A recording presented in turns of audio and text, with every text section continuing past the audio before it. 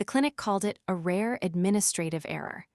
I called it the moment my entire life quietly ended without me even knowing it yet. My name is Delia Marsh. I was 34 years old, and after 3 failed IVF cycles with my husband Owen, we finally had one healthy embryo left. I trusted exactly 2 people with that information, Owen and my best friend since college, a woman named Priya who had been by my side through every single failed transfer, every crying phone call, every negative test result. Before I tell you what I found 11 months later, drop a comment and let me know where in the world you are watching this from tonight. Priya and her husband had struggled with infertility too, though her path looked different from mine.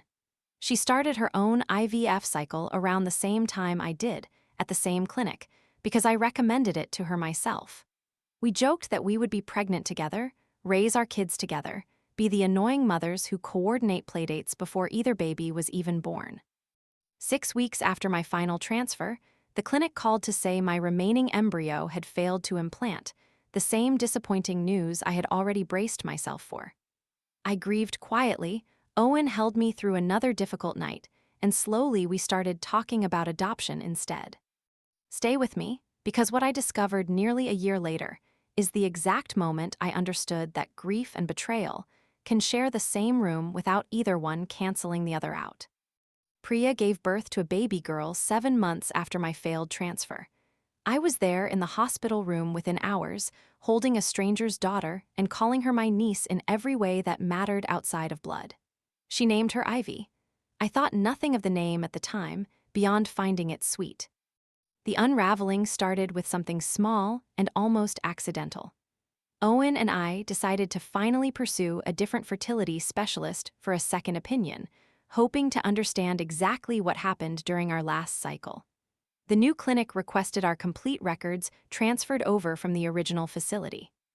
Buried inside a stack of lab documents was a witnessing log, the internal paperwork clinics used to verify which staff member confirmed each embryo transfer, required by law to prevent exactly the kind of mistake that later became my entire life. The log showed 2 technician signatures for procedures performed on the same afternoon, mine and Priya's, both scheduled within 20 minutes of each other. That alone wasn't unusual. What caught my new doctor's attention was a small handwritten correction on my chart, a single line noting that a specimen identification number had been manually adjusted after an initial mismatch was flagged, then approved by a senior embryologist whose signature I did not recognize. I requested a formal audit. The clinic initially resisted, citing privacy protections, until my attorney pointed out that the records in question were legally mine to access. What came back 3 weeks later confirmed something I still struggle to say out loud even now. My final viable embryo had not failed to implant. It had been transferred into Priya instead, on the same day my own procedure was scheduled, following what the internal review called a specimen identification error during a particularly busy afternoon at the lab. An error, the report called it. A mistake in a room full of trained professionals whose entire job exists specifically to prevent that mistake from happening. Here's something I genuinely want your honest opinion on in the comments. If you found out a mistake like this happened purely through negligence, with no one intentionally responsible, would that make it easier to forgive, or does it somehow feel worse knowing no one meant to do it? I want to be clear about something before I continue. The clinic's own investigation initially framed this as pure accident, a tragic mix-up during a high-volume day. I might have believed that completely, if not for what I found next while quietly reviewing Priya's old messages to me, ones she had sent during that exact week, ones I had never thought twice about at the time. In one message, sent the same evening as our overlapping procedures, Priya asked me a strange, oddly specific question, whether embryo labels ever get mixed up at busy clinics, phrased casually, like idle curiosity rather than genuine concern. I hadn't thought about that message again until now. A friend of mine who worked briefly in fertility lab administration years earlier explained that specimen mix-ups, while devastating, are exceedingly rare precisely because of redundant verification steps. Barcode scanning, double witness confirmation, systems specifically designed to make what happened to me nearly impossible without deliberate interference somewhere in that chain. I confronted the embryologist named on that mismatched signature directly, through my attorney, requesting a deposition rather than simply accepting the clinic's internal summary. Under formal questioning, she eventually admitted that Priya had approached her privately weeks before the procedure, asking detailed questions about specimen labeling protocols, and had given her a significant cash gift shortly before the overlapping procedures took place, framed at the time as a simple thank you gift for her caring bedside manner. The technician claimed she never understood the full implication of what she was being asked to overlook that day. I believe she is telling at least part of the truth. I also believe Priya understood exactly what she was arranging and chose silence for nearly a year while raising a daughter who was never biologically hers to raise, while calling me her sister the entire time.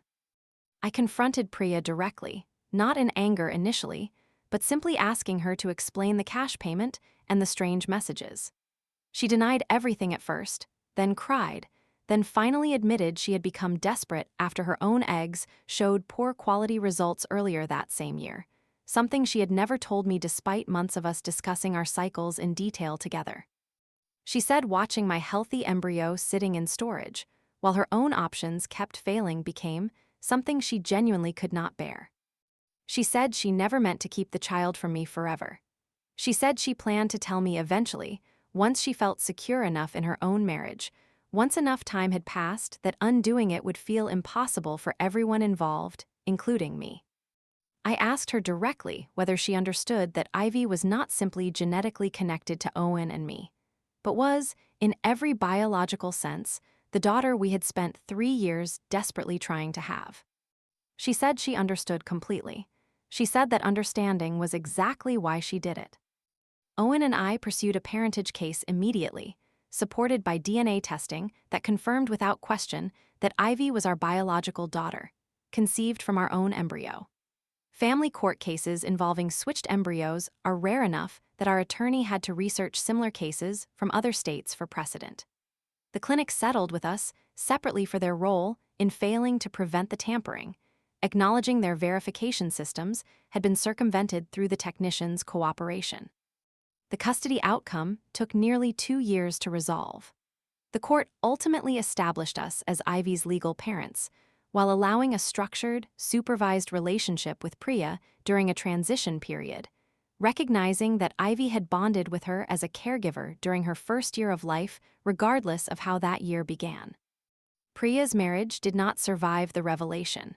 Her husband, it turned out, had known nothing about any of it, and filed for divorce within weeks of the parentage case becoming public within our small circle of mutual friends. The technician lost her license and faced separate criminal charges for falsifying medical records. Ivy is 3 years old now. She calls me mom, and she still, occasionally, sees Priya during scheduled, supervised visits, because family court determined that severing that relationship entirely would cause its own kind of harm to a child who did nothing wrong in any of this. I don't know if I have fully forgiven Priya. Some days I think understanding her desperation is different from forgiving what she built on top of it.